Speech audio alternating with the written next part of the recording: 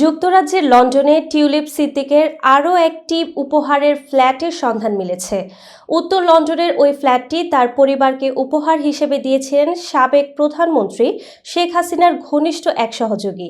যুক্তরাজ্যের সংবাদ মাধ্যম ফিনান্সিয়াল টাইমস, সানডে টাইমস এবং দ্য টেলিগ্রাফের অনুসন্ধানে জানা গেছে, লন্ডনের হ্যাম্পস্টেডে একটি উপহারের ফ্ল্যাটে বসবাস করতেন ব্রিটিশ মন্ত্রী টিউলিপ সিদ্দিক।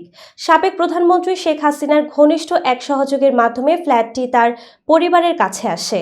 টেলিগ্রাফ জানিয়েছে, টিউলিপের কিশোরী বোন আজমিনা সিদ্দিক উত্তর লন্ডনের এই ফ্ল্যাটটি ব্যবহারের জন্য তাকে দেন। ফ্ল্যাটটি 2009 সালে বাংলাদেশি আইনজীবী মঈন গনি আজমিনার নামে হস্তান্তর করেন। এর আগে ফিনান্সিয়াল টাইমস জানিয়েছিল, 2004 সালে টিউলিপ সিদ্দিক লন্ডনের কিংস ক্রস এলাকার একটি ফ্ল্যাট উপহার পান। এটি তাকে দেন শেখ হাসিনার ঘনিষ্ঠজন ও ডেভেলপার আব্দুল মোতালিফ। নথি অনুযায়ী 1,95,000 পাউন্ড মূল্যের ফ্ল্যাটটি কেনার পর কোনো অর্থ ছাড়াই তা টিউলিপকে উপহার দেওয়া হয়।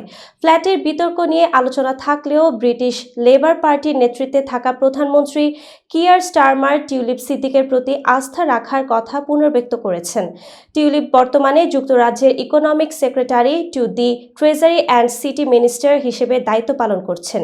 তার দায়িত্বে থাকা আর্থিক অপরাধ এবং দুর্নীতি মোকাবেলার প্রেক্ষাপটে এই সম্পদ বিতর্ক নতুন করে আলোচনার জন্ম দিয়েছে। এ ঘটনার পরিপ্রেক্ষিতে রাজনৈতিক ও সামাজিক স্তরে বিষয়টি নিয়ে নানা প্রতিক্রিয়া দেখা যাচ্ছে।